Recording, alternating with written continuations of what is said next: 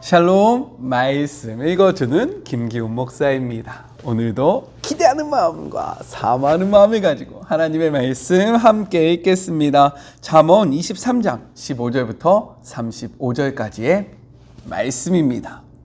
아이야, 내가 지혜로워지면 부모인 내가 얼마나 기쁘겠느냐. 내 입에서 흘러나오는 아름다운 진리 가락에 맞춰 내가 노래하고 춤을 출 것이다. 하나님께 반역하는 경솔한 자들을 조금도 부러워 말고 하나님을 경외하는 일에 전심을 다하여라. 그 일에 내 미래가 있다. 하나님을 경외하면 내 삶 가득 가치 있는 것들로 채워질 것이다. 아이야, 잘 듣고 지혜를 얻어라. 인생의 방향을 잘 잡아라. 술을 많이 마셔 취하는 일이 없게 하고 음식을 많이 먹어 뚱뚱해지는 일이 없게 하여라. 술꾼과 대식가는 빈군 굴로 떨어지고 인사불성이 되어 누더기를 걸치게 된다. 너를 길러준 아버지의 말씀을 경청하고 어머니가 나이 들어도 무시하지 마라. 진리를 사되 사랑이나 돈과 바꾸지 마라. 지혜와 교육과 통찰력을 사라. 부모는 자식이 잘 되면 기뻐하고 지혜로운 자녀가 자랑스러운 부모가 된다. 그러니 아버지를 행복하게 해드리고 어머니를 뿌듯하게 해드려라. 아이야, 각별히 주의하여 들어라. 제발 내가 가르치는 대로 하여라. 창녀는 바닥 모를 구덩이다. 물란한 여자에게 끌려가면 심각한 공경에 빠져 꼼짝달싹 못할 수 있다. 그런 여자는 내 전 재산을 노리고 너를 받아들이니 도둑대보다 더 악랄하다. 늘 우울해하는 자가 누구냐? 청승맞게 구는 자가 누구냐? 까닭없이 폭행을 당하는 자가 누구냐? 눈이 흐릿하고 핏발이 선 자가 누구냐? 수입병을 쥐고 밤을 보내는 자들, 음주가 본업인 자들이다.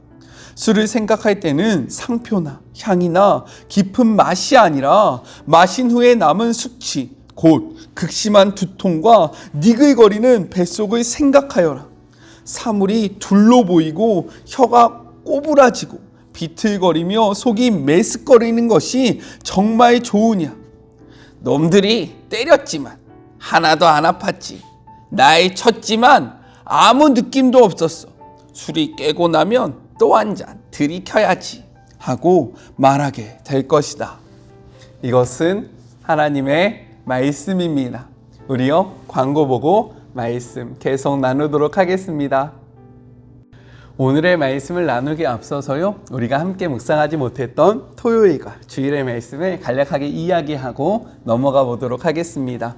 토요일은요, 22장 17절부터 29절의 말씀으로 솔로몬의 잠언 1집이 끝난 후에요, 지혜자들의 잠언이 시작됩니다. 이것은 젊은 이들에게 지혜의 선생의 말을 듣고 적용하도록 훈계하는 내용을 담고 있어요. 그 내용이 무엇이었냐?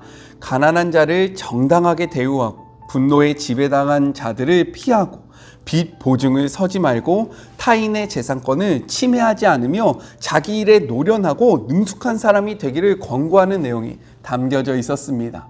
주일의 말씀은요, 23장 1절부터 14절의 말씀으로 탐욕을 금지하고 사회적 책임에 대한 교훈을 담고 있었어요.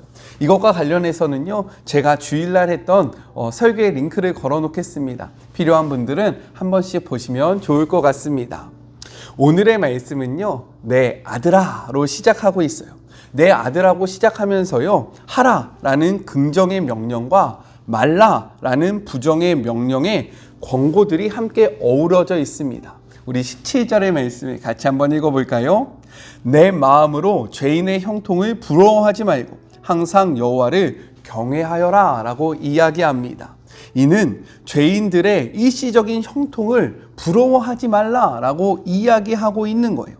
여기서 부러워하다라는 말은요, 시기하다, 질투하다, 열심을 내다 라는 뜻으로 다른 것과 비교해 갖지 못한 것을 갖고 싶어서 질투하는 마음을 담고 있는 거예요. 여기서 더 나아가서요, 이것을 얻기 위해서 그냥 생각으로 그치는 것이 아니라 열심을 내어 수고한다 라는 의미까지 담겨져 있습니다. 이러한 모습으로 부러워하는 대상은 어떠한 자들일까요?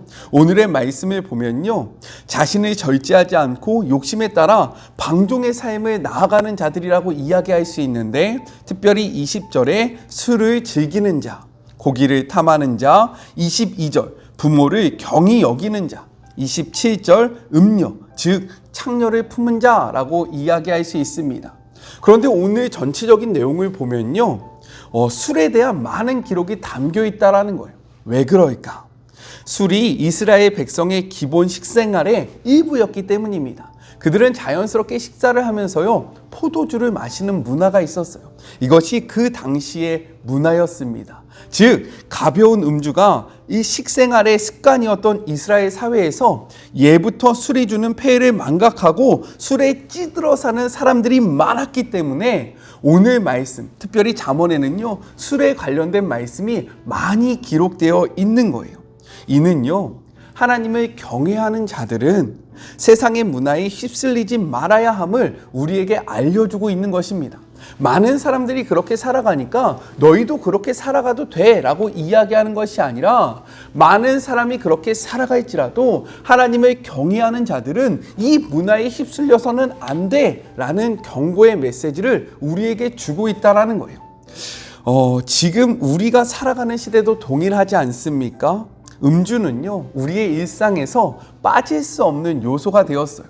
우리가 피곤할 때, 힘들 때 주로 하는 말이 무엇입니까? 야, 우리 치맥 한잔 하자. 치킨에 맥주 한잔 하면 정말로 우리의 삶이 힐링되는 기분이고요, 위로받는 기분이잖아요. 이렇듯 이러한 음주는요, 우리의 삶 속에서 이제 빼놓을 수 없는 중요한 요소가 되었다라는 거예요. 마치 이스라엘 백성들이 포도주를 마시면서 생활했던 것처럼 우리도 그러한 문화가 되었다라는 겁니다. 그렇기 때문에 오늘의 메시지는요, 우리에게 더욱더 중요한 그러한 의미를 담고 있어요. 정신을 단단히 차리고 오늘의 말씀을 같이 한번 묵상했으면 좋겠습니다. 우리 29절의 말씀을 같이 한번 읽어볼까요? 개역개정입니다. 재앙이 네게 있느뇨, 근심이 네게 있느뇨, 분쟁이 네게 있느뇨, 원망이 네게 있느뇨, 까닭 없는 상처가 네게 있느뇨, 붉은 눈이 네게 있느뇨 라고 이야기합니다. 술을 마시는 자가 빠지는 6가지의 재앙에 대해서, 6가지의 모습에 대해서 이렇게 이야기하고 있어요. 하나씩 살펴보겠습니다. 먼저 재앙과 근심은요, 술을 마시는 이유입니다. 사람들은 자신들이 처한 그러한 어려움을 잊기 위해서 술을 마시곤 해요. 그러나 술을 마셔도 재앙과 근심이 해결되지는 않는다라는 겁니다. 왜냐하면 술 취함은 당면한 문제를 잠깐 잊게 할 뿐 그 문제를 근본적으로 해결해 줄 수 없기 때문인 거예요. 분쟁과 원망은요, 술로 인해 빚어지는 갈등을 이야기하고 있는 거예요. 사람이 술에 취하면요, 언성이 높아집니다. 조용했던 사람도 술 취하면요, 목소리가 높아져요. 얌전했던 사람도요, 술 취하면요, 담대해집니다. 즉 이렇게 감정을 절제하지 못하기 때문에 새로운 분쟁과 원망이 생긴다고 이야기하고 있는 거예요. 까닭 없는 상처와 붉은 눈은요, 술 취한 자의 몸에 남는 흔적을 이야기하고 있는 것입니다. 술에 취해 비틀거리다 보면 이곳 저곳에 멍이 들지 않습니까? 저는 잘 모르겠지만 그러지 않아요? 뭐야 다음날 일어나 보면 몸에 없었던 상처들이 막 생기잖아요. 그리고 붉은 눈은 무엇을 의미하냐면 총명이 사라진 흐리멍텅한 눈을 뜻하고 있기 때문입니다. 즉 이러한 모습은요, 30절에 이야기한 술에 취한 자와 혼합한 술을 구하는 자들의 보편적인 그러한 모습이다 라고 이야기를 하고 있는 거예요. 성경은 이러한 술의 유혹이요, 너무나도 매력적이다 라고 이야기를 하고 있습니다. 31절에 같이 한번 읽어볼까요? 포도주는 붉고 잔에서 번뜩이며 순하게 내려가나니 너는 그것을 보지도 말지어다. 여기서 붉고 번쩍이다, 순하게 내려가다 라는 것은 술의 매력을 정말로 우리가 떨쳐내기 쉽지 않다, 술은 상당히 매력적이다 라는 것을 우리에게 보여주고 있는 표현인 거예요. 그래서 성경은요, 무엇이라고 이야기하냐면 너는 술을 가까이 하면서 이것 안에서 버티라 라고 이야기하는 것이 아니라 이것을 피하라 라고 이야기합니다. 이것을 보지도 말라라는 것은 적당히 아유, 이 정도는 괜찮지 않겠어? 이렇게 즐기면서 살아가라고 이야기하는 것이 아니라 아유, 이거 안 돼! 라고 하면서 보지 말라라고 이야기하고 있는 거예요. 그런데 이것이 쉽습니까? 아니요. 제가 이야기했잖아요. 이미 술은요, 우리의 삶의 어느 한 부분, 정말로 중요한 요소로 자리 잡았기 때문에 이것을 하지 않는 것은 너무나도 어렵다라는 거예요. 이렇게 술의 유혹을 끊지 못하고 가까이 하는 자들은 어떻게 된다라고 이야기하냐면요, 32절은 이렇게 이야기하고 있습니다. 그것이 마침내 뱀같이 물 것이요 독사같이 쏠 것이며 라고 이야기하고 있어요. 이 말이 무엇이냐? 사람이 뱀에게 물리면요, 그 독이 온몸에 순식간에 퍼지잖아요. 마찬가지로 술이 우리의 몸에 들어올 때 우리의 몸과 마음을 순식간에 장악하게 될 것이다 라고 이야기하고 있는 거예요. 마치 뱀이 우리를 확 물면 그 독이 우리의 몸에 쫙 퍼지는 것처럼 술이 우리 안에 들어오면요, 우리의 몸과 마음을 사로잡게 된다라고 이야기하고 있는 거예요. 그 결과가 33절부터 35절의 말씀입니다. 하나씩 살펴볼까요? 먼저 눈에 괴이한 것이 보인다라는 것은 어떠한 의미냐? 곁길로 가다라는 의미로 우리가 헛된 것에 주목하게 됨을 이야기합니다. 술을 마시지 않고 술 취하지 않았을 때는 우리의 삶의 정확한 목적을 보면서 이 길로 나아갔는데, 술에 취하면요, 우리의 마음이 곁길로 향해서 헛된 것을 향하여 나아가게 된다라고 이야기하고 있는 거예요. 마음이 구부러진 말을 한다라는 것은 어떠한 마음입니까? 어떠한 표현이에요? 우리의 마음의 판단력이 상실되었다라는 것을 이야기하는 거예요. 판단력을 상실해서 우리의 마음이 구부러진 길, 즉 헛된 길로 나아가게 된다라고 이야기하고 있는 거예요. 또한 바다 가운데 그리고 돛대 위에 누운 자 같다라는 것은 무엇입니까? 바다 가운데 누워있으면 어떡해요? 위험하잖아요. 돛대 위에 누워있으면 어떻게 됩니까? 위험하지 않습니까? 즉 판단력을 잃어버리고요, 위험을 감지하지 못하게 된다. 깨어있으면요, 지금이 위험해, 피해야 돼, 이렇게 우리가 판단을 할 수 있는데, 술에 취하면요, 판단을 하지 못하고요, 이게 위험한지 위험하지 않은지, 야 재밌다 즐겁다 라고 이야기하는, 이러한 상황이 된다라고 이야기를 하고 있는 거예요. 또한 때려도 아프지 아니하다, 감각이 없다라는 것은 어떠한 의미입니까? 이미 인지 능력, 우리가 어떻게 해야 될지 이런 것들을 판단하지 못하는 상황, 즉 깨닫지 못하는 상황이 된다라고 이야기하고 있는 거예요.